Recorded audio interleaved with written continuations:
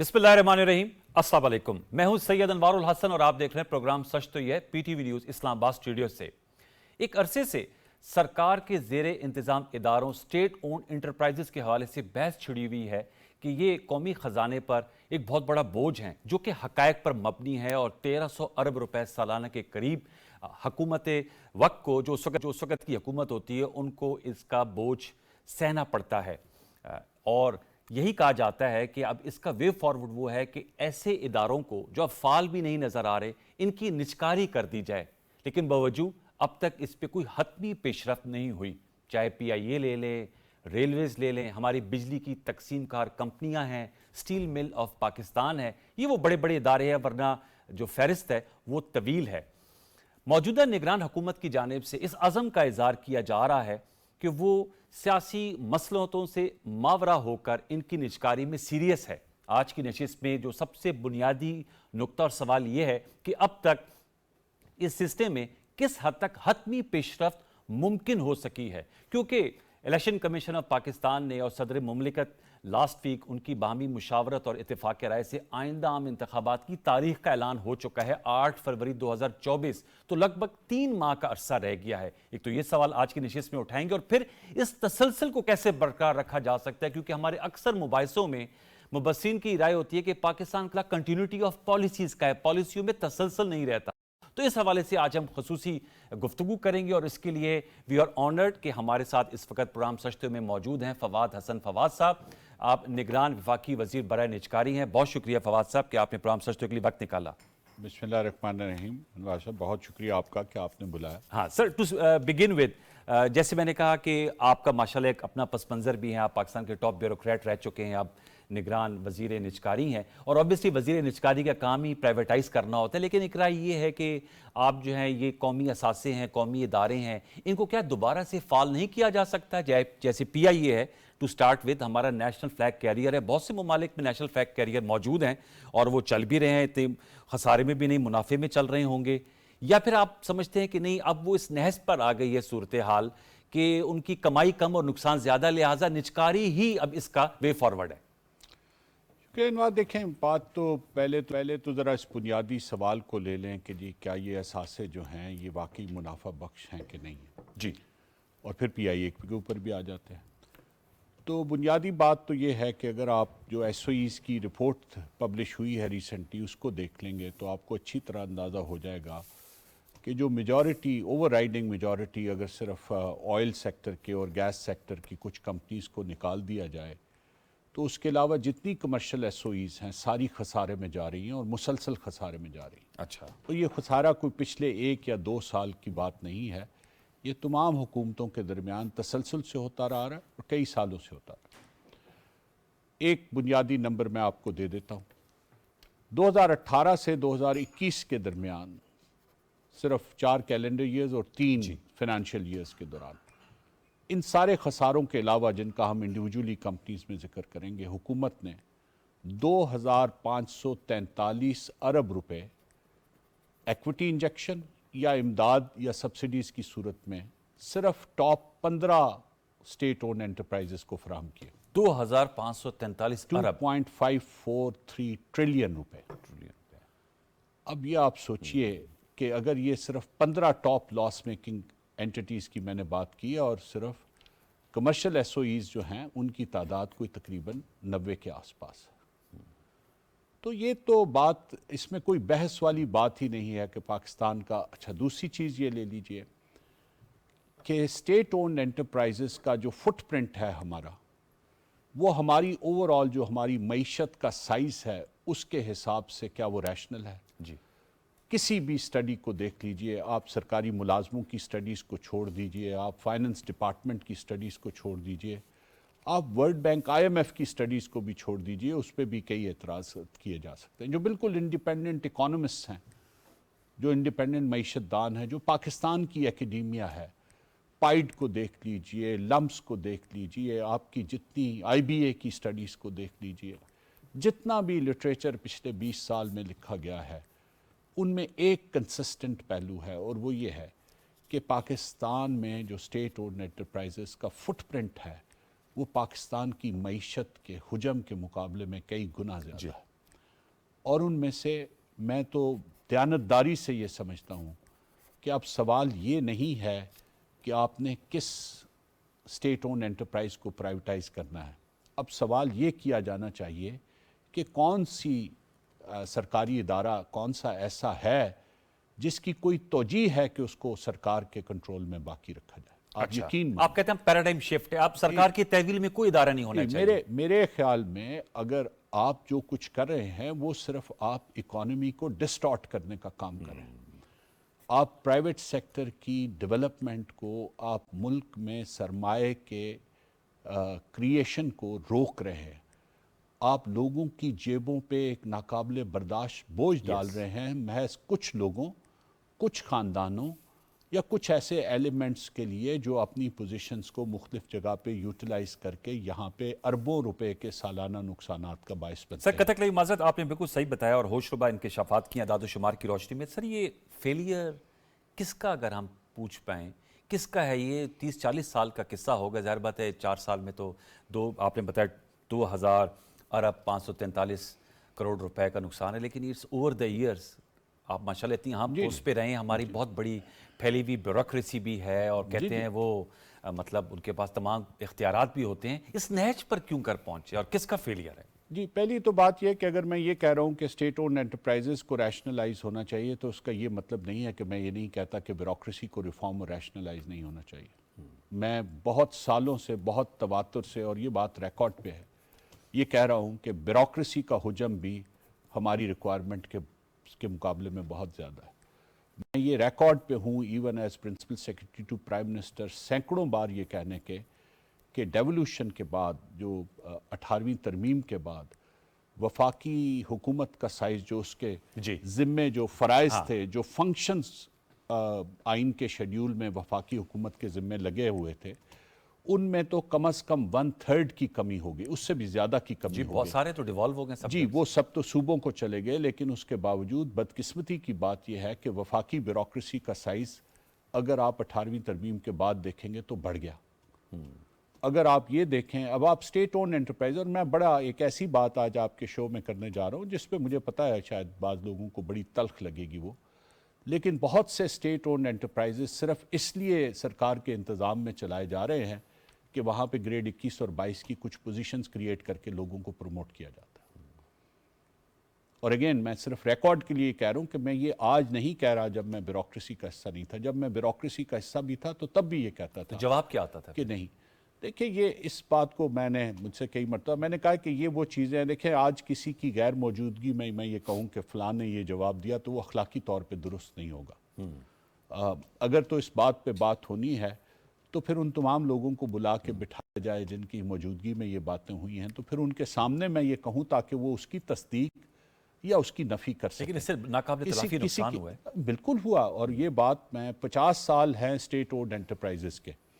پاکستان میں state owned enterprises کا جو اس میں جو بڑھوتی ہے وہ 1973 کی جو ہماری نیشنلائزیشن کی پالیسی تھی اس کے بعد. بالکل، اب 2023 ہے. 50 سال کا پورا ایک 5 دہائیوں کا ایک پھیلاؤ ہے، اور اس دوران بدقسمتی سے کوئی بھی جو اس دوران میں حکومت میں رہا ہے وہ اس سے مبرہ نہیں. اور میں جب یہ کہتا ہوں کہ جو بھی حکومت میں رہا ہے اس سے مبرہ نہیں ہے تو اس کا یہ مطلب نہیں کہ میں یہ کہتا ہوں میں مبرہ ہوں، دان مبرہ. میرا مطلب ہے وہ تمام لوگ جو اس حکومت جو حکومتوں کا حصہ رہے ہیں وہ اس سے مبرہ ہیں. یہ ایک علیحدہ تفصیل کی بات ہے. یہ اگر ریاست یا لوگ یہ چاہتے ہیں کہ وہ یہ فیصلہ کریں کہ کس نے کس وقت کیا کہا اور اس کی اس وقت رائے کیا تھی، تو اس کے لیے پھر ایک اور طریقہ کار کی ضرورت ہوگی جو ایک ڈیٹیلڈ ہے، وہ ہمارے یہاں کا موضوع کا حصہ. اب سر آگے بڑھتے ہیں. نگران حکومت، آپ اس کے وزیر ہیں اور آپ کو قلمدان دیا گیا پرائیویٹائزیشن کا.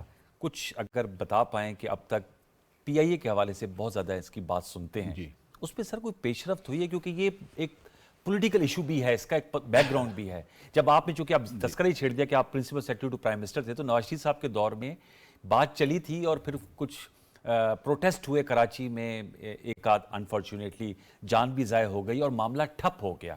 بدقسمتی کی بات یہ کہ 2 جانیں ضائع ہو گئیں، لیکن اس سے پہلے یہ تب بات نہیں چلی تھی. یہ اس سے بہت پہلے، یہ جنرل مشرف صاحب کے وقت میں بھی یہ بات ٹیبل پہ تھی کہ یہ ہونا چاہیے کہ نہیں ہونا چاہیے.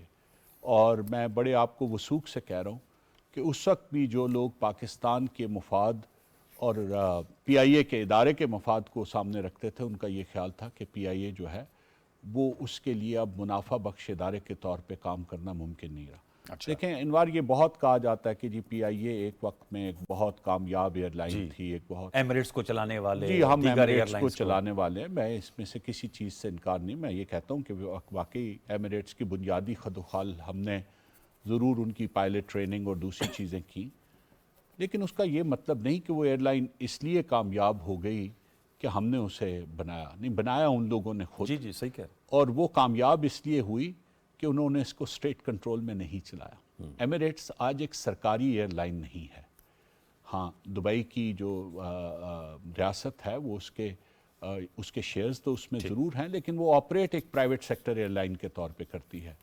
اسی طرح قطر ایئر لائنز جو ہے وہ ایک سرکاری ایئر لائن نہیں ہے۔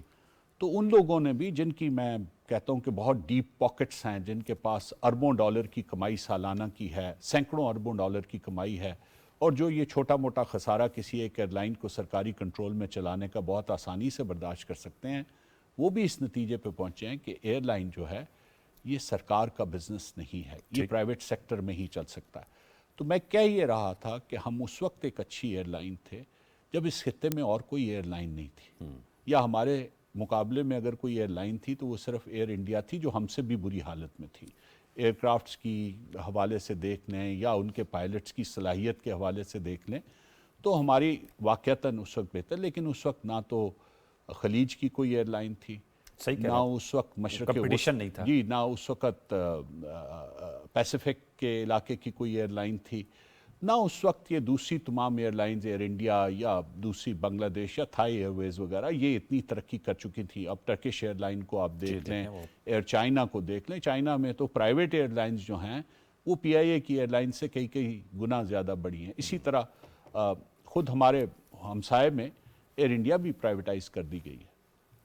کب بات کیا، رکاوٹ کیا آپ کے خیال میں اس وقت؟ دیکھیں میرے خیال میں تو کوئی رکاوٹ ٹیکنیکل ہے، پولیٹیکل ہے، فائنینشیل ہے؟ جی دیکھیں میں تو یہ سمجھتا ہوں بالکل کہ یہ فیصلہ کوئی مشکل فیصلہ تھا ہی نہیں، یہ بہت پہلے ہو جانا چاہیے تھا، ہو بھی گیا، لیکن اس کو پھر پولیٹیسائز کر کے اس کے عمل کو رکوا دیا گیا۔ میں چونکہ 2015 کے پروسیس کا تو میں حصہ تھا، تو مجھے پورا معلوم ہے کہ اس وقت ایک مکمل کنسنسس تھا across the government, prime minister سے لے کے فائننس سے لے کے ہر جگہ تک، کہ جی اس کو پرائیویٹائز کرنا ہے۔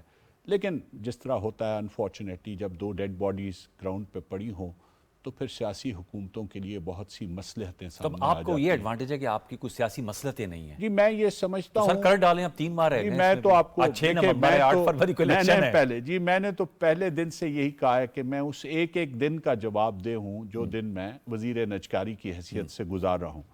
میں ضرور چاہوں گا کہ آج چونکہ آپ کے پاس بیٹھا ہوں تو یہ بتاؤں کہ ابھی تک ہم نے کیا کیا۔ جی ابھی تک ہم نے سب سے پہلے تو انٹرنل جو ہماری ریکوائرمنٹس تھیں کہ ہم نے وزیر اعظم کی کابینہ کو ایک پورا ایکشن پلان دینا تھا، وہ دے کے اس کی منظوری ہم حاصل کر چکے ہیں۔ ٹھیک ہے، ہم اور ایویشن ڈویژن اس بارے میں بالکل کلیئر ہیں کہ اس کی لیگل ریسٹرکچرنگ کا کام ہم نے کیسے کرنا ہے، اور یہ کوئی آسان چیزیں نہیں ہوتی جب آپ کیونکہ یہ جو روٹس ہیں اور یہ جو لینڈنگ رائٹس ہیں یہ اس کمپنی کے نام پہ ہیں جو کمپنی آپ اس وقت ایگزسٹ کرتی ہے۔ اب بہت سالوں سے یہ سوچا جا رہا تھا کہ ایک نئی کمپنی بنائی جائے گی جس کو پھر پرائیویٹائز کر دیا جائے گا پی آئی اے کے جہازوں اور ان چیزوں کی، لیکن ہم نے سب سے پہلے تو یہ نقطہ سامنے لے کے آئے کہ یہ تو 5 سے 7 برس کا کام ہے کہ آپ پھر 38 مختلف ریگولیٹر سے وہ سارے لینڈنگ رائٹس، وہ ایئر سروسز ایگریمنٹس نویٹ کرائیں گے، ان کو نئی کمپنی کے نام پہ ٹرانسفر کریں گے، وہ ہوتے ہیں یا نہیں ہوتے ہیں، یہ خود بہت بڑا سوالیہ نشان ہے۔ تو پھر ایک بنیادی فیصلہ ہم نے کابینہ کی منظوری سے یہ کیا کہ یہ جو لینڈنگ رائٹس اور ایئر کرافٹس اور جو کور ایویشن ایسٹس ہیں یہ اسی کمپنی میں رہیں گے، پی آئی اے میں ہی، اور پی آئی اے سی ایل جو ہے جس میں یہ ابھی ہیں اسی کو ہم پرائیویٹائز کریں گے۔ جو باقی ایسٹس ہیں جو یا تو پی آئی اے کی دوسری سبسیڈریز کے نام ہیں، مثلا جو ہوٹلز ہیں، روزویلٹ ہے، اسٹرائپ ہوٹل ہے، یہ اس طرح کے علاوہ بہت سی کمرشل پراپرٹیز ہیں، ریزیڈنشل بھی ہیں، جو پی آئی اے کی مختلف ملکوں میں، مختلف شہروں میں اور خود پاکستان کے کئی شہروں میں موجود ہیں، ان کو ہم نے یہ فیصلہ کیا کہ ہم ایک ہولڈ کو سٹرکچر میں اکٹھا کر دیں گے۔ تو یہ پروسیس تو پوری پی آئی اے کے جتنے بھی اثاثے ہیں ان کی نجکاری کا ہے، لیکن پرائرٹی پہ چونکہ ایئر لائن اب بالکل کولیپس کر رہی ہے جی تو اس کو ہم پہلے پرائرٹائز کریں گے، اور انشاءاللہ اس کا عمل ہم اپنے دور کے بہت ٹف ٹاسک ہے، it is like a touch and go situation, لیکن ہم نے جو سٹرکچر کیا ہے، آج ہمارا ایک بہت مائل سٹون ڈے تھا۔ وہ کیسے؟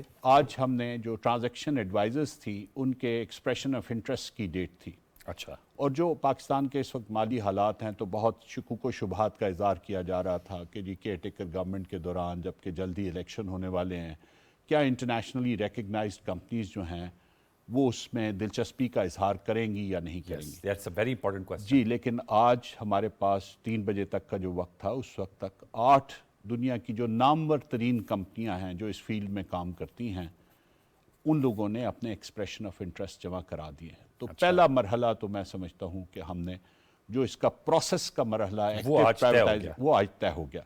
اب اس کے بعد دوسرا پروسیس کا مرحلہ یہ ہے کہ ان کی ایک ٹیکنیکل اور فنانشل پروپوزلز کا، جس کا ہم نے ایویلیویشن کرائیٹیریا پہلے سے پبلش کیا ہوا تاکہ کل کوئی سوال نہ اٹھا سکے۔ یس، فیئرنیس بھی بہت بڑی، ٹرانسپیرنسی۔ میں یہ کہتا ہوں کہ سب سے زیادہ جس کہ آپ کے جانے کے بعد پھر اور چیزیں آ رہی ہوں کہ جی فواز صاحب کے ہوتے ہوئے یہ ہوا یہ ہوا، اکثر ہمارے ہوتے ہیں جانے کے بعد پتہ چلتا ہے کہ یہ چیز۔ جی الحمدللہ، میں نے اس سے پہلے 35 سال کا عرصہ گزارا ہے، اور اس کے اختتام پہ جو بھی الزامات میرے اوپر لگائے گئے تھے ان کی حیثیت اور ان کی اصلیت جو ہے وہ اب ہر ایک کے اوپر پوری طرح، اور میں آج بھی یہ کہہ رہا ہوں پوری یقین کے ساتھ، اللہ مجھے اس بات پہ پورا رہنے کی توفیق دے کہ اس سارے پروسیس کی بھی میں ذمہ داری میں لوں گا، میں کسی اور پہ، میں نے پہلے بھی اپنی ذمہ داری کبھی کسی اور پہ ٹرانسفر کرنے کی کوشش نہیں کی، اور آج بھی یہ کہہ رہا ہوں کہ پرائیویٹائزیشن کے وزیر کی حیثیت سے بھی جتنا کام میرے ہوتے ہوئے ہوگا اس کی ٹرانسپیرنسی کی اور اس کی فیئرنیس کی بھی ذمہ داری میرے اوپر ہے۔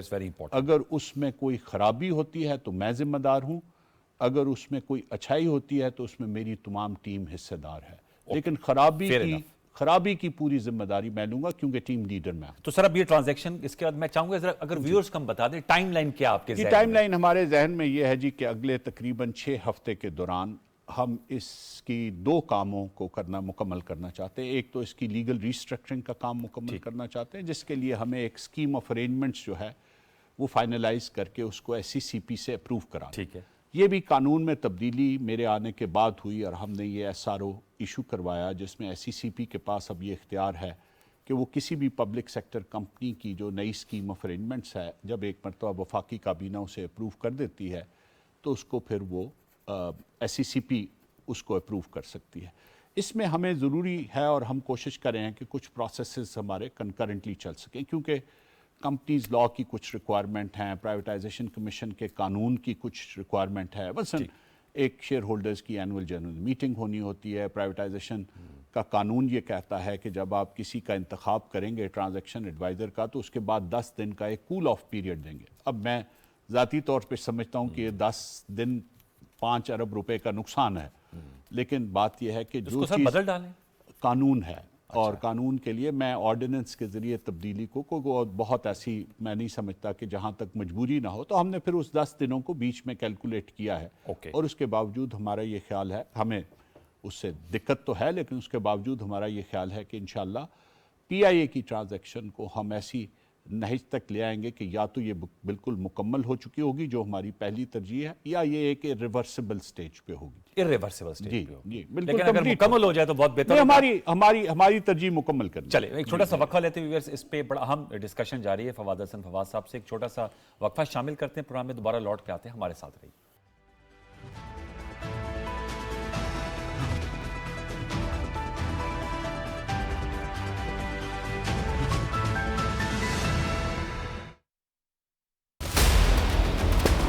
دنیا کرکٹ کے چمکتے ستارے، ایک سے بڑھ کر ایک،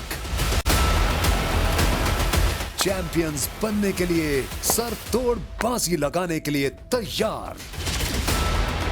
مقابلہ ہوگا دھماکے دار، وکٹیں گریں گی، چھکے لگیں گے،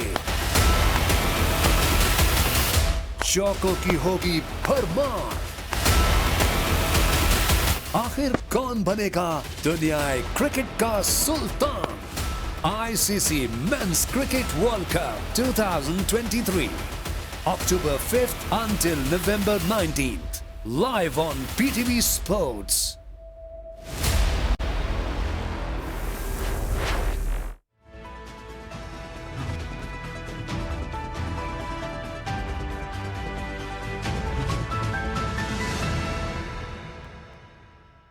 वेलकम बैक व्यूअर्स। हम खुसूसी गुफ्तगू कर रहे हैं निगरान वफाकी वजीर बराए निजकारी फवाद हसन फवाद साहब से, जिन्होंने ब्रेक पर जाने से कबल कहा कि उनकी हुकूमत की कोशिश ये है कि जो PIA के मामलात हैं निजकारी के, वो मुकम्मल हो जाएं, जो निगरान हुकूमत का पीरियड है, या फिर इर्रिवर्सिबल स्टेज पर आ जाए। सर, ये जो इर्रिवर्सिबल, इससे स्टार्ट करूँगा सर। कंटिन्यूटी ऑफ पॉलिसीज़ जो है, अक्सर माहिरीन हमारे शोज़ में आते हैं, मुकालमे में, मुबाहिसों में, वो कहते हैं मसला ये है कि आने वाली हुकूमत जाने वाली हुकूमत की पॉलिसियों को बदल देती है। जी, हम तो यही कैसे बोझ छोड़ किया जाए? जी, हम तो यही बोझ जो है मुंतखब हुकूमतों का कम करने की कोशिश करें। देखिए, सबसे पहली जो तरजीह है हमारी कि वो मुश्किल फैसले, जो वो सियासी मसलहतों की बुनियाद पे शायद उनको लेना मुश्किल हो, वो फैसले हम उनके लिए कर दें। मालूम उन्हें भी है, आज से 10 साल पहले भी मुंतखब हुकूमतों को, आज से 20 साल पहले भी मालूम था कि PIA को निजकारी के अमल से गुजारे बगैर कोई चारा नहीं। आप हमें छोड़ दीजिए, 2017 में डॉक्टर फ़ारूक सलीम साहब ने एक रिपोर्ट जमा कराई थी सुप्रीम कोर्ट में, आप उसको पढ़ लीजिए। अब फ़ारूक सलीम साहब तो ना किसी निगरान हुकूमत का हिस्सा थे, ना किसी सियासी हुकूमत का हिस्सा थे। उसके ज़रा आदादो शुमार देख लीजिए। उन्होंने 2008 से लेके 2017 तक के आदादो शुमार दिए थे। 400 अरब रुपए से ज़्यादा का खसारा सिर्फ उन 10 सालों के दौरान था। तो आप ये बताइए, ठीक है, एक वक्त में पाकिस्तानी मईशत इस हिसाब से तरक्की कर रही थी कि ये खसारे भी उसकी आड़ में छुप रहे थे, लेकिन वो भी कोई मुनासिब तरीका नहीं था। ठीक, क्योंकि वो जो हम होल क्रिएट करते गए, वो गड़े आज इतने बड़े हो गए हैं कि अब हम पूरा का पूरा मुल्क उसमें गिरने जा रहा है।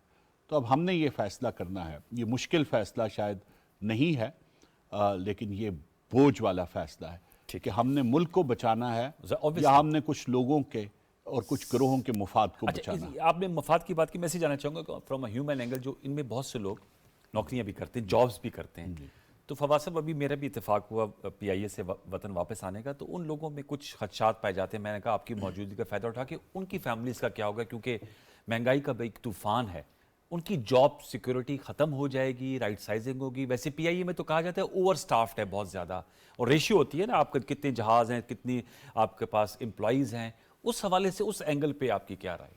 जो एम्प्लॉइज़ हैं, मैं एक मिसाल दे देता हूं तो आपको इसका जवाब मिल जाएगा। PIA के इस वक्त जो मुकम्मल, अगर हर जहाज़ उनका ऑपरेशनल हो, तो 19 जहाज़ इस वक्त उनके पास है जो ऑपरेशनल कंडीशन में है। 19 जहाज़ हैं, और उनकी इंजीनियरिंग के शोबे में 2400 अफराद मुलाजिम। तो 175 लोग एक जहाज़ के लिए इंजीनियरिंग के शोबे में। जी, मैं ये फ़्लाइट क्रू की या पायलट की, ये पायलट्स की बात नहीं कर रहा, ठीक है, या मैं ग्राउंड हैंडलिंग सर्विसेज की बात नहीं कर रहा। सिर्फ जो एविएशन इंजीनियर्स जो होते हैं, जो उसकी टायर को चेक करते हैं, जो उनके इंजन को चेक करते हैं, जो कैबिन को देखते हैं, ये इन चीज़ों के लिए जो सिर्फ स्टाफ है वो तकरीबन 2400 से ज़्यादा। मैंने अभी ये आदादो शुमार देखे। अच्छा, तो ये नाकाबिले बयान हद तक, और यही वो चीज़ें हैं जो बुनियादी ख़राबी का बायस हैं। लेकिन उसके अलावा भी जो चीज़ मैं समझता हूँ कि हमें ज़रूर जहन में रखनी चाहिए कि अब स्टेट कंट्रोल में, आपने शुरू में कहा था कि जी कई और जगहों पे भी स्टेट कंट्रोल में कुछ एयरलाइंस चल रही होंगी जो, अच्छा, इसमें आपके लिए शायद ये बात हैरत की बायस हो कि स्टेट कंट्रोल में मासवाए एक, जितना मैंने एविएशन सेक्टर को देखा और पढ़ा, और पिछले 2 महीनों से तो कम से कम मेरा ये प्रायोरिटी एरिया है, तो इथियोपियन एयरलाइंस के सिवा कोई भी स्टेट कंट्रोल में चलने वाली एयरलाइन ऐसी नहीं है जो मुनाफे में हो। अच्छा जी, और इकोनॉमी की वजह से, जी, उनमें इवन जो खलीज की रियासतें हैं जिनकी स्टेट कंट्रोल में हैं ज़्यादा एयरलाइंस, यूरोप में और अमेरिका में तो अब कोई स्टेट एयरलाइन नहीं रह गई। तो जो खलीज की रियासतें हैं उनके पास ये वसाइल ऐसे हैं कि वो प्रेशर कर सकें। लेकिन ये भी इवन खलीज की एयरलाइंस में, जहाँ पे पूरी दुनिया आजकल ट्रैवल करती है, उनमें भी जो प्राइवेट सेक्टर के कंट्रोल में चल रही हैं वो मुनाफे में हैं, और जो स्टेट कंट्रोल में चल रही हैं, मैं नाम नहीं लूँगा, लेकिन जो स्टेट कंट्रोल में उसमें से एयरलाइन चल रही हैं वो नुकसान में जा रही है। तो ये बात तो इसमें कोई اب ایسا جی دیکھیے نا، وہ بات یہ ہے کہ کمرشل ایئر لائنس اس کو کمرشل طریقے سے چلاتی ہیں. میں ایک مثال ہے، شاید پہلے بھی کہیں دے چکا ہوں، کہ ایک پرائیویٹ سیکٹر ایئر لائن نے کوئی آج سے 1 یا 2 سال پہلے کراچی کوئٹہ کی فلائٹ شروع کی، جی اور صرف 2 سال کے اندر اندر وہ 90% سیٹ فیکٹر پہ، لوڈ فیکٹر جسے ہم کہتے ہیں، چل رہے ہیں. جبکہ پی آئی اے کا جو لوڈ فیکٹر ہے وہ 60، 45، 43، ایون بعض اوقات 26، اور میں یہ فگرز دیکھنے کے بعد کہہ رہا ہوں ہوتا ہے. اور اگر وہ ایک سائڈ پہ 70% جاتا بھی ہے تو دوسری سائڈ پہ 26% ہو جاتا ہے. تو there is something fundamentally wrong with the way the airline. تو سر یہ آپ نے بتایا کمنگ بیک ٹو دیٹ 2400 تو انجینئرنگ ڈپارٹمنٹ انجینئرنگ ہے. اسی اور یہ ٹوٹل 10,000 دیکھیں، میں آپ کو ٹوٹل کتنے امپلائیز ہیں؟ ٹوٹل اس وقت 10,900 کے قریب امپلائیز ہیں، اور اس کے علاوہ 3,400 ڈیلی ویجرز ہیں. تو ابھی کچھ دن پہلے ہی میں نے ان کی انتظامیہ سے یہ کہا ہے کہ یہ ڈیلی ویجرز کو ریشنلائز کریں. یہ اتنے ہونے چاہیے جتنی آپ کی ریکوائرمنٹ کے مطابق ہے. مطلب اب یہ بات نیشنل ٹیلی ویژن پہ کرتے ہوئے اچھا تو نہیں لگتا، لیکن چونکہ لوگوں کو اس میں پروپیگنڈا کیا جاتا ہے اور لوگوں کو مس گائیڈ کیا جاتا ہے، تو بعض اوقات کوئی تلخ بات بھی آپ کو لوگوں تک حقیقت پہنچانے کے لیے کرنی پڑتی ہے. تو ٹھیک ہے، ریمپس کے لیے، ایئرپورٹ کی کچھ سروسز کے لیے ڈیلی ویجز ہونے چاہیے، لیکن ان کا تعداد اتنی ہونی چاہیے جتنی آپ کے جہاز اور فلائٹس ہیں، ان کی ریشنلائزیشن میں ہونی چاہیے. تو اب 3400 ڈیلی ویجرز آپ رکھے ہوں، آپ کا 12 سے 13 جہاز نارملی اڑتے ہوں، زیادہ سے زیادہ 18 اڑتے ہوں، اور آپ کا انجینئرنگ کا سٹاف جو ہے وہ 2400 ہو. اسی طرح آپ کے جو فلائنگ آورز ہیں یا آپ کی کیبن کرو کی جو ٹائمنگز ہیں، جو ان کا میکسیمم ٹائم ہے جس کے بعد انہیں کچھ فیسلٹیز ہوتی ہیں، وہ دنیا کی ایئر لائنز کے مقابلے میں زیادہ جنرس ہو. تو ٹھیک ہے، میں ساتھ ساتھ یہ بھی بتاتا جاؤں کہ ایئر لائنز میں پی آئی اے کی جو تنخواہوں کا سٹرکچر ہے وہ دوسری ایئر لائنز کے مقابلے میں بالکل اچھا نہیں ہے.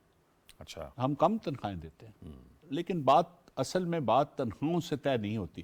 اصل میں بات یہ ہے کہ اس ادارے کو آپ کس طریقے سے چلا رہے ہیں، اور وہ جو طریقہ ہے وہ بدقسمتی سے ہمارا فواز صاحب، یہ جو لاسٹ ٹینیور میں وہ جو پائلٹس کے لائسنس کے حوالے سے جو بات ہوئی تھی، اس سے بھی بہت بڑا نقصان پہنچا ہے کہ یورپ کے ہمارے بہت سے روٹس ختم ہو گئے جو ہمارا سورس آف انکم تھا. جی ابھی تک نہیں، اور ہماری پوری کوشش ہے. یہ ایویشن کا بنیادی طور پہ کام ہے، اور انہوں نے مجھے یقین دلایا ہے کہ دسمبر میں اور جنوری میں میں نے بھی خود برٹش ہائی کمشنر سے بھی اس سلسلے میں بات کی ہے کہ جی جو یورپین ریگولیٹرز ہیں وہ آئیں گے.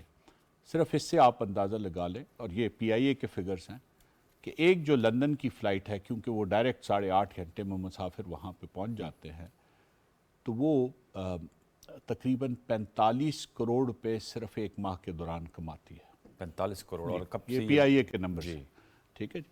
تو 45 کروڑ کو اگر آپ سمجھیں تو 5 ارب روپیہ تقریباً سالانہ صرف ایک لنڈن کی فلائٹ جو ہے وہ کماتی ہے. انہوں نے مجھے بڑے یقین سے یہ کہا، سی ای او پی آئی اے نے، اور بہت ہی سلجھے ہوئے آدمی ہیں. میں بالکل ایکسپیکٹ نہیں کرتا کہ یہ نمبر ذرا برابر بھی غلط ہوں گے. 80 کروڑ روپیہ انہوں نے کہا جی کہ اس کے اخراجات آتے ہیں، اور 1 ارب 25 کروڑ روپے کی آمدنی ہے. تو اب آپ یہاں سے اندازہ لگا لیں کہ ہمیں اس کا کتنا نقصان پہنچ رہا ہے. تو نقصان تو اس سے بہت پہنچا، لیکن کوشش پوری ہے کہ جی اس میں دوبارہ سے وہ پرمیشنز مل جائیں. اس میں بہت سی چیزیں کاؤنٹ ہوں گی. ہماری جو فلیٹ ایج ہے وہ ایک بہت بڑا نیگیٹو ہے. 17.5 سال سے زیادہ ہمارے جہازوں کی ایوریج عمر ہے، اور یورپ میں اس طرح کے چیزوں کو بہت کنسیڈر کیا جاتا ہے.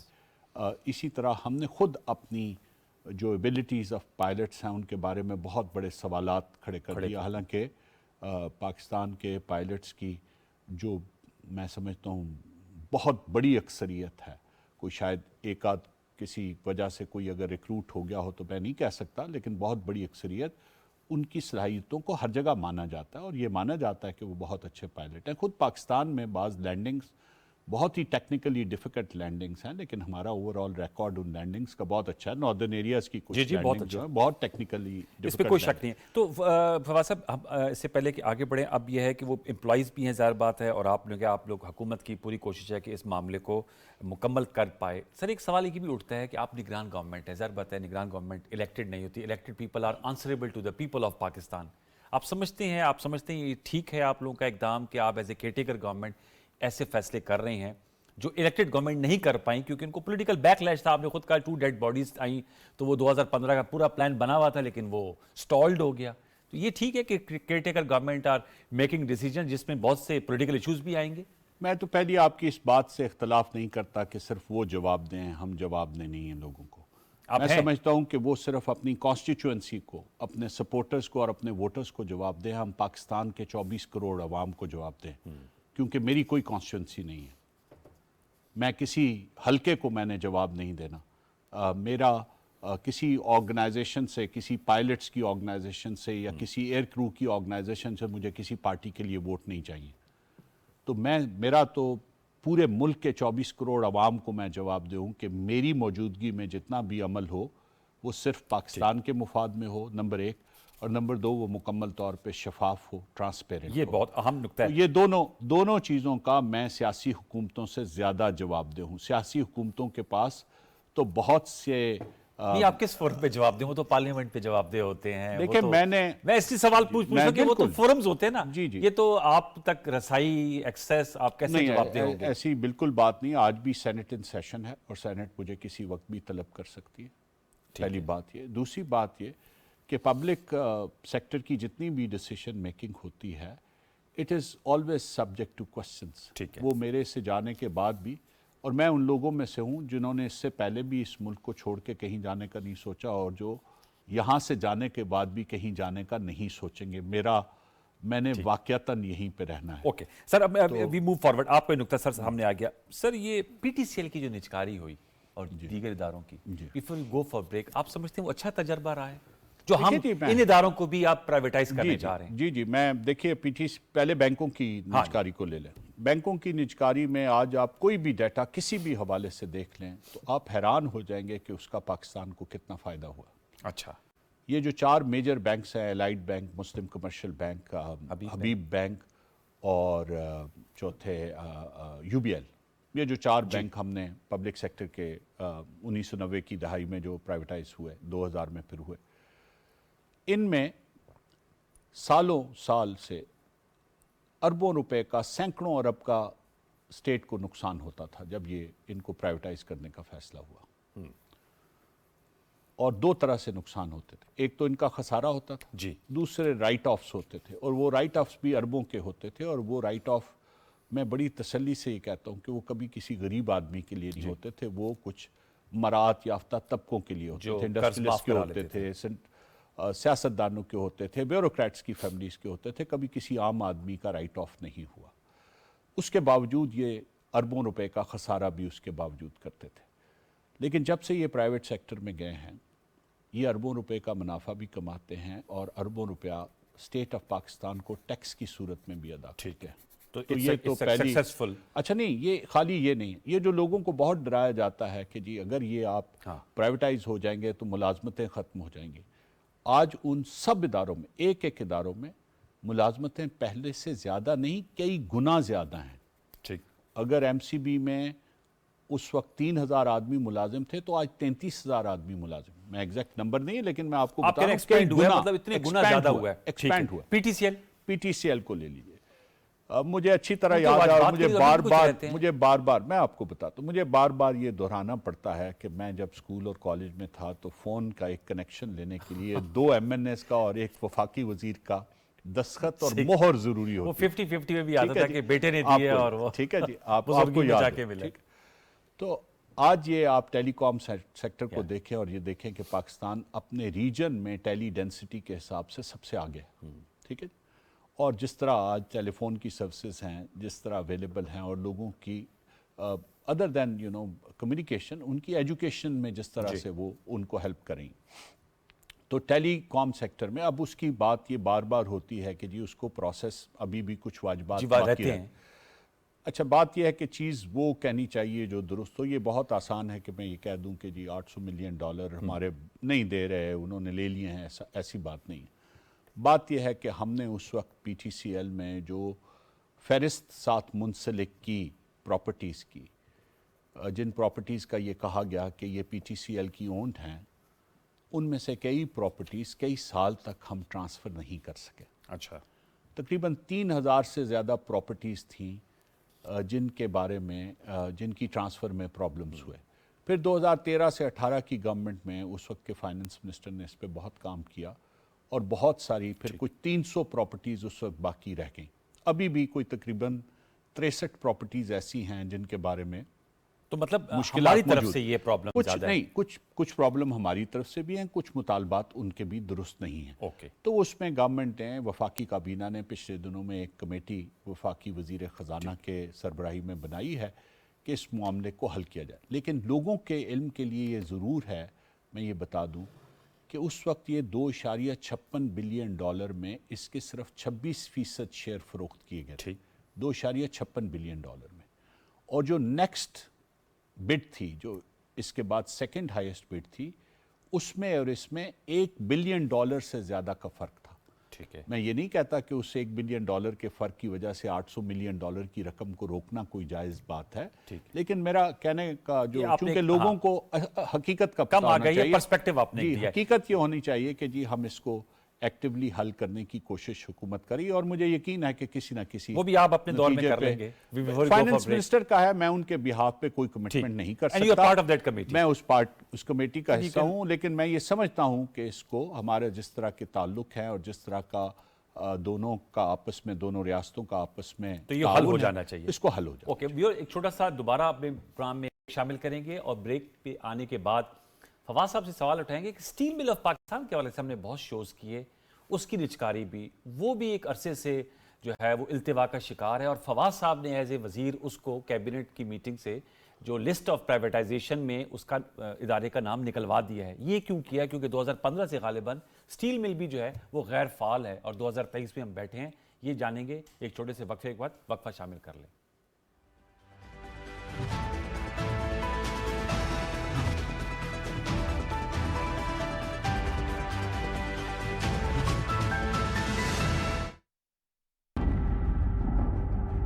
باخبر رہنے کے لیے باخبر ہونا ضروری ہے. معلومات کے ساتھ ساتھ سیاق و سباق کا جاننا بھی لازم ہے. مختلف آراء پر شفاف اور متوازی تجزیے بھی آزاد صحافت کا بنیادی تقاضا ہیں. ایشو سیاسی ہو یا معاشی, داخلی ہو یا خارجی, ہم رکھیں گے آپ کو باخبر.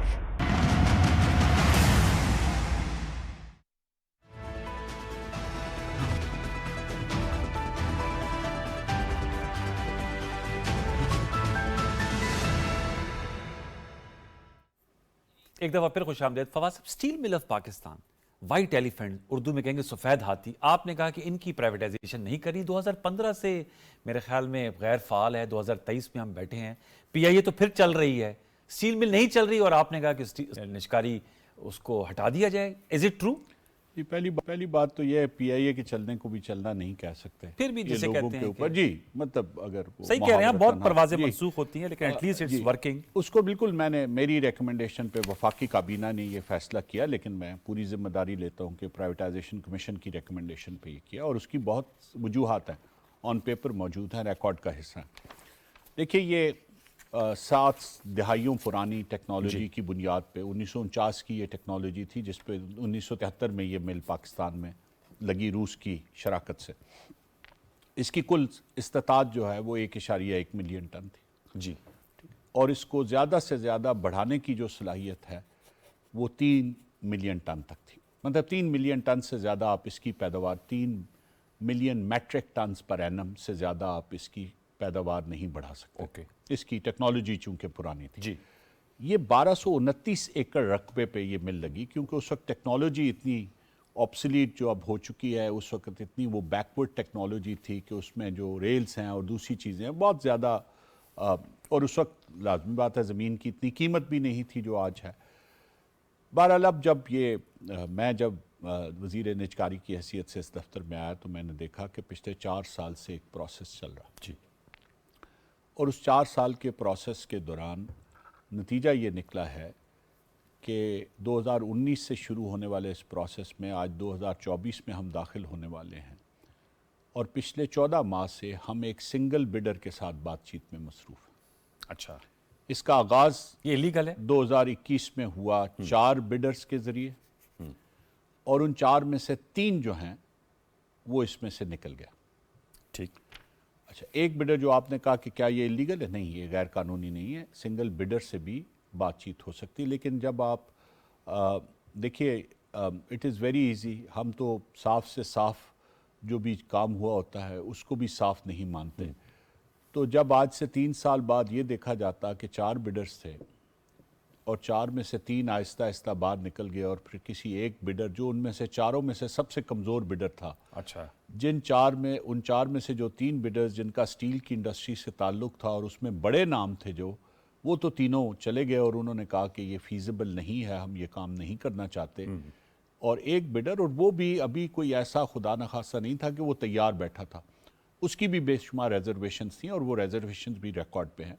उसकी पहली रिजर्वेशन ये थी कि मैं तो 10 मिलियन टन की मिल जो है वो लगा सकता हूँ सिर्फ 300 एकड़ पे, आप मुझे ये 1 मिलियन टन की जो मिल है ये 1229 एकड़ पे दे रहे हैं और मुझे चाहते हैं कि मैं 1229 एकड़ ज़मीन की कीमत अदा करूँ, मुझे तो इसकी ज़रूरत नहीं है। ठीक है। तो ये आपने कहा टेक्निकल बुनियादों पे आपने जी, कहा टेक्निकल नहीं, बिल्कुल मैं समझता हूँ कि वो ट्रांसपेरेंसी को लैक करता था। Okay. It was not likely to go anywhere. अब इसका इसमें फ्यूचर क्या पैसे, है? जी, हमने तो ये रेकमेंड किया है हुकूमत पाकिस्तान को और वफाकी काबीना ने उसको उसी तरह से मंजूर किया। अब ये मिनिस्ट्री ऑफ इंडस्ट्रीज़ और प्रोडक्शन ने इसमें हुकूमत सिंध के साथ कुछ मामलात को तय करके इस बात को आगे बढ़ाना है। तो हमने तो ये रिकमेंड किया है कि इस एरिया को, जो मेरे ख्याल में और काबीना भी इससे इत्तफाक करती है, ख़ुद वज़ीर तजारत भी इससे इत्तफाक करते हैं कि धाबे जी और पाकिस्तान स्टील मिल की लैंड जो है ये पाकिस्तान में एक एक्सपोर्ट प्रोसेसिंग जोन के क़याम के लिए सबसे मौजूद तरीन ज़मीन है, क्योंकि इनका पोर्ट के ऊपर डायरेक्ट एक्सेस। अच्छा, तो वो तो आपने कहा कि उसके लिए अगर किया जाए और इकोनॉमिक जोन के लिए, जी, और वो इकोनॉमिक जो जोन के लिए, इंफ्रास्ट्रक्चर है स्टील मिल का और तमाम, वो आप यकीन माने, मैं पूरी जिम्मेदारी से ये बात ऑन रिकॉर्ड कह रहा हूँ, उसकी हैसियत स्क्रैप से ज़्यादा की नहीं है। ख़त्म हो गई अब एक तरह से। आप 50 साल पुरानी टेक्नोलॉजी जो पिछले 8 साल से काम नहीं कर रही, जो पिछले 8 साल से बंद पड़ी है आपके, और ज़रा थोड़े से नंबर सुन लीजिए, इस 1 मिलियन टन की मिल को दोबारा चलाने के लिए सिर्फ $585 मिलियन की इन्वेस्टमेंट दरकार है, और अगर इसको 3 मिलियन टन तक ले जाना है सालाना पैदावार तक, 3 मिलियन मैट्रिक टन तक, तो उसके लिए $1.4 बिलियन की इन्वेस्टमेंट दरकार है। जबकि 10 मिलियन टन की एक नई मिल जो है वो $2.5 बिलियन में लगाई जा सकती है, और उसके लिए 1229 नहीं सिर्फ 300 एकड़। फवाद साहब, आप बिल्कुल ठीक कह रहे हैं। मैंने चूंकि आपका हम डालते हैं सोशल मीडिया पे, सवाल ये आते हैं कि, और ये आपसे रिलेटेड ही, लेकिन मैं इसलिए चूंकि आप मिनिस्टर हैं और ब्यूरोक्रेट भी रहे, वो कहते हैं जो बड़े बड़े सियासतदान हैं वो प्राइवेट सेक्टर में तो उनकी मिलें, उनके जहाज तो अच्छे चलते हैं, सरकार में आके क्यों बैठ जाते हैं? मतलब उनकी एक्सपर्टीज वहां तो चल रही होती हैं। जी बिल्कुल, कॉमन मैन का सवाल है। जी, कॉमन मैन का सवाल है और बिल्कुल दुरुस्त सवाल है। उसका जवाब यही है, इसलिए क्योंकि सरकार को ना तो कारोबार करना आता है और ना सरकार को कारोबार करना चाहिए। जो मॉडर्न कैपिटलिस्ट सिस्टम है जिसका हम एक हिस्सा हैं, उसमें सरकार का काम सिर्फ प्राइवेट सेक्टर को इनेबल करना है। या तो हम अपने आप को पूरी दुनिया से काट लें, या हमारे पास कोई ऐसे वसाइल हों जिसमें हम पूरी दुनिया से अलहदा एक जजीरा तलाश कर लें और उस जजीरे में हम अपने 24 करोड़ लोगों की तमाम तर ज़रूरियात को पूरी कर सकें। लेकिन अगर हम एक आलमी निज़ाम का हिस्सा हैं तो हमें जो इंटरनेशनल बेस्ट प्रैक्टिसेस हैं, जहाँ पे जिन नताइज पे पूरी दुनिया पहुँच चुकी है, हमें उसी के साथ अलाइन होकर चलना पड़ेगा। और वो नतीजा ये है कि गवर्नमेंट का काम रेगुलेट करना है, गवर्नमेंट का काम बिजनेस करना नहीं है। तो अब वो स्टील मिल का तो आपने बता और दिया। दूसरा ये है कि गवर्नमेंट को सिर्फ उन एरियाज़ में काम करना चाहिए जहाँ पे प्राइवेट सेक्टर काम करने पे तैयार ना हो। तो एफिशिएंसीज जो प्राइवेट सेक्टर की हैं, जो बिजनेस प्रोसेसेस प्राइवेट सेक्टर के हैं, وہ آپ پبلک سیکٹر میں ان کا مقابلہ نہیں کر سکتے. اب پرائیویٹ اس کا- سیکٹر کے پاس میں صرف اسی مل کے حوالے سے کہہ ہاں، دوں, ان کی employees کا پرائیویٹ future- سیکٹر کے پاس یہ ہر وقت آپشن موجود ہوتی ہے کہ کسی بھی وقت جس وقت سکریپ کی قیمت نیچے جائے, یا کسی بھی وقت جب لاٹ کوئی موجود ہو انٹرنیشنل مارکیٹ میں سکریپ کی خریدنے کے لیے, تو وہ اس کو اسی وقت خرید سکتے ہیں. سرکار کے لیے پیپرا رولز میں 12 ہفتے کا ایک ٹینڈرنگ پروسیس ہے. ہاں، ہمارے رولز کو وہ بھی اس سادہ چیز بنانا کا چاہیے. وہ اس چیز کا ٹھیک ہے. انتظار نہیں کر I agree سکتا with you. کہ آپ بزنس کے حق میں جو سب سے بہترین فواد صاحب فیصلہ کلوزنگ وہ منٹ کریں. سے تو پھر وہ اسٹیل مل کے ملازمین کا فیوچر آئی ہوپ بالکل محفوظ ہے جی. اس بات پہ آپ میری طرف سے میں پوری ذمہ داری سے وفاقی حکومت کی بہاف پہ یہ کہہ رہا ہوں کہ نہ پی آئی اے, نہ اسٹیل مل, نہ کسی اور ادارے کو جس کو ہم نجکاری کے عمل سے گزاریں گے, اس کے کسی بھی ملازم کو جاب سے علیحدہ کیا جائے گا. یہ بڑی سٹیٹمنٹ دے رہے ہیں جی, میں آپ کو جو لوگ آپ کے نئے انویسٹرز رکھیں گے وہ رکھیں گے, لیکن باقیوں کے جو تنخواہیں اور مراعات ہیں وہ ان کی ریٹائرمنٹ کی ایج تک حکومت ان کو دے گی, ویری امپورٹنٹ یا پھر ان کو ایک ایسا گولڈن ہینڈ شیک دے جسے گی کہتے ہیں. جو ان کی والنٹری ہوگا, ان پہ فورس نہیں کیا جائے گا. Voluntary Very separation important scheme statement جسے کہا جاتا ہے, اور یہ میں سب تمام ان اداروں کے لیے کہہ رہا ہوں, کسی ایک ادارے کے لیے نہیں کہہ رہا, کیونکہ یہ وفاقی کابینہ اور نگران وزیر اعظم بڑا کی طرف سے امپورٹنٹ ہے, مجھے یہ کہا. بڑا امپورٹنٹ. سر اور چلتے چلتے یہ بتا دیجیے گا پی آئی اے اور فرسٹ وومن بینک کے حوالے سے بھی خبریں آ رہی ہیں, اس پہ بھی کچھ فرسٹ کر وومن پائیں گے؟ بینک بھی جی, ہاؤس فل بلڈنگ فائننس کارپوریشن بھی, اور ڈسکوز کے حوالے سے بھی میں اور وزیر توانائی جو ہے وہ مل کے کوشش کر رہے ہیں کہ کم از کم ان کی پرائیویٹ سیکٹر میں مینجمنٹ کنٹرول کا وہ جو لیز دیتے کوئی ایک ٹیمپلیٹ ایسا بنا جائیں, کیونکہ ان کی ابھی نجکاری کی 680 ارب روپے 680 ارب روپے ان کا خسارہ ہے جی, 680 ارب روپے اس سال میں, اگلے سال زیادہ ہوگا. میں آپ کو وارن کر رہا ہوں, اگلے سال اس سے زیادہ ہوگا. اوکے. اور اس ریاست میں اور ہماری ریاست کی معاشی حیثیت کے مطابق یہ خسارہ اب ناقابل سر برداشت. Last questions on a personal note, آپ ماشاءاللہ دبنگ بیوروکریٹ رہے, اب آپ زبردست قسم کی گفتگو ایز اے منسٹر کر رہے ہیں, کون سا چیز زیادہ ٹف تھی اسے جلدی سے بتا دیجیے. نہیں, میرے بینگ اے بیوروکریٹ آسان کام تھا, بس فائل پہ ہی سب کچھ لکھ دینا. کلیئرٹی, اگر آپ کو کلیئرٹی آف مائنڈ ہو, تو میں تو ان لوگوں میں سے ہوں جو جب بیوروکریٹ کے طور پہ بھی کام کرتے تھے تو اپنے فیصلے کی پوری ذمہ داری لیتے تھے. اوکے. آج بھی 35 سال میں کیے ہوئے ہر فیصلے کی ذمہ داری لیتا ہوں, ہر فائل پہ لکھے ہوئے ہر نوٹ کی ذمہ داری لیتا ہوں, اور ان 5 مہینوں میں بھی جو کچھ فیصلہ کروں گا اس کی بھی پوری عمر کے لیے 8 فروری کے انتخابات کے بعد کوئی اپنا رول آپ دیکھ رہے ہیں آنے والے سیٹ اپ میں؟ میں تو صرف ایک کیئر ٹیکر وزیر کے طور پہ آیا تھا, اور کیئر ٹیکر میری بڑی کلیئر انڈرسٹینڈنگ تھی کہ ایک لمیٹڈ ٹائم باؤنڈ اسائنمنٹ ہے جس میں کچھ ایسا کام ہے جو میں اس ملک کے لیے بہتر کر سکتا ہوں, وہ کر کے چلا جاؤں. We wish you best of luck and Godspeed. Fawad Hasan, Fawad صاحب بہت شکریہ پروگرام سسٹم نشست کرنے کا. بہت شکریہ. بڑی انگیز گفتگو ہوئی ہے آج کی اس نشست میں. اپنے فیڈ بیک ضرور دیجیے گا سوشل میڈیا پلیٹ فارم پہ. ہم امید اور دعا گو ہیں کہ فواد حسن فواد صاحب اور نگران گورنمنٹ جو ہے, یہ جو ہمارے اہم ادارے ہیں, ان کی نجکاری میں حتمی پیش رفت میں کامیاب ہو پائیں. کل تک لیے سید انوار الحسن اور پوری پروڈکشن ٹیم کو اجازت دیجیے. اپنا بہت سا خیال رکھیے. اللہ نگہبان.